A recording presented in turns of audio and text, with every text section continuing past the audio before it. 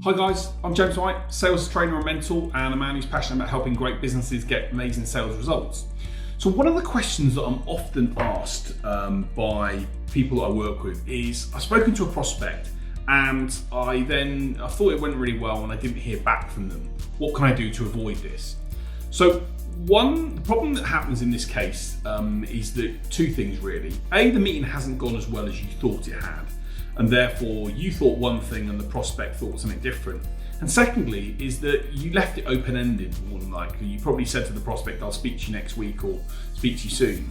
And the reality is when we do that in sales, we give ourselves, basically the chance to move forward in the lead and the opportunity gets lost. So one of the things I'm going to encourage you to do is this.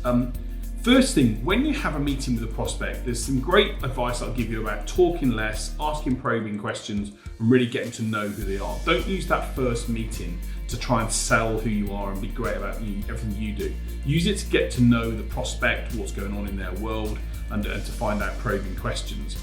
And when you ask other people about themselves, you'll be amazed at the reaction that you'll get, the insight you'll get. People will open up about lots of different things that are going on. And more importantly, what that then does, it gives you insights as to whether they've got a problem or one that you can solve, and whether they're a good fit for you to work with. So, great tip, only be talking in these meetings for 25 to 30% of the time, and ask open-ended questions, the what's, the how, the tell me more, show me more about that, explain to me a bit more what you mean there. Those type of questions are great ways to be able to engage that.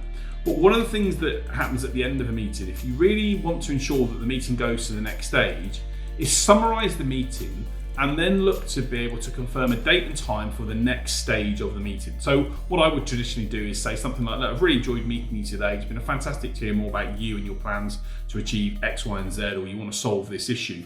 I really think there's a good opportunity for us to try and move this forward and help you. And what I'd like to do is to arrange a follow-up meeting on the 5th of July at such and such time, or next Friday at 2 p.m. How does that sound for you? If your prospect's really keen and enjoyed the meeting, felt it's gone really well, they're going to say, yeah, I'm open to that. And then you can say, great, I'm going to send you a calendar invite now. You can accept that, great, it's in the diary. If they don't, then there's something wrong. And it basically means that the meeting hasn't gone as well for them as you thought it had.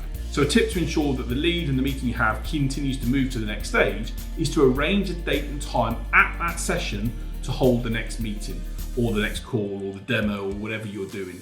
Arrange the date and time, and if the prospect won't give you that or wants to be vague and say, oh, I'll maybe think about it, then that should send some warning signals in your head that something's not quite right. And what you may need to do is then re-qualify that with them and to say, look, have I got something wrong here? I thought there could be a good fit. Invariably, when that happens, it's because you talk too much rather than letting the prospect talk and share the issues and problems and wants that they've got, which if you can resolve and show them that you're able to resolve, will hopefully mean they'll want to meet with you again. So I hope that video is useful. Look, one of the things that I help people do is get better sales results. Head on over, if you want to know how well prepared you are for sales success, head on over to my sales success test. We'll put the link in the video below, www.salessuccesstest.co.uk. Take the questions, let's see how prepared you are to get amazing sales results. Thanks, look forward to sharing another video really soon.